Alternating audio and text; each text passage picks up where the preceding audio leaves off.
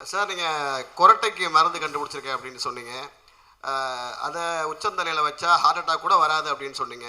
இரவில் தூங்கும் பொழுது ஹார்ட் அட்டாக் வராது.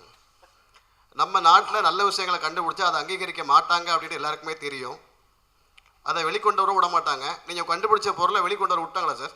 கண்டுபிடிச்சிருக்கேன், கிளினிக்கல் ஸ்டடி பண்ணியிருக்கேன். 500 பேரை வச்சு ஒரு மாதத்துக்கு அவங்கள தூக்க வச்சு ஸ்லிப் ஸ்டடி பண்ணி இன்றைக்கி இவ்வளோ சவுண்ட் இருக்குது, இவ்வளோ ஆக்சிஜன் ஃப்ளோ இருக்குது, இதை பயன்படுத்தினா என்ன இருக்குதுன்னு மார்க்கெட் பண்ணிகிட்டு இருக்கேன்.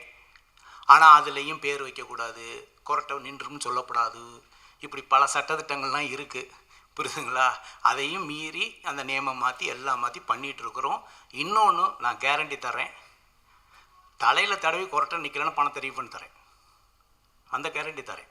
ஏன்னா இது வரைக்கும் கிட்டத்தட்ட ஒரு 50,000 பேர் யூஸ் பண்ணியிருக்காங்க. கிட்டத்தட்ட 4-5 வருஷமாக பண்ணிகிட்ருக்கேன். ஆமாம், யாருக்காக இருந்தாலும் நான் உங்களுக்கு இலவசமாக தரேன், நீங்கள் பயன்படுத்துங்க, கவலைப்படாதீங்க. சார் இன்னைக்கு கொரட்டையால் பல குடும்பங்களில் டைவர்ஸ் நடந்திருக்கு சார். கொரட்டையால் பல குடும்பங்களில் டைவர்ஸ் நடந்திருக்கு. அப்படி இருக்கும்போது நீங்கள் அதுக்கு ஒரு மருந்தை கண்டுபிடிச்சிருக்கீங்க. அது நீங்கள் ஏன் சார் இப்போ அதிகமாக ப்ரமோட் பண்ணலை? ஏன் ஸ்னோர் கேர் விஐபின்னு போட்டால் நெட்டில் இருக்குது, அமேசானில் இருக்குது, ஃப்ளிப்கார்ட் எல்லாத்துலேயும் இருக்குது. இல்லை, விஐபி ஸ்னோர் கேர் ஆயில்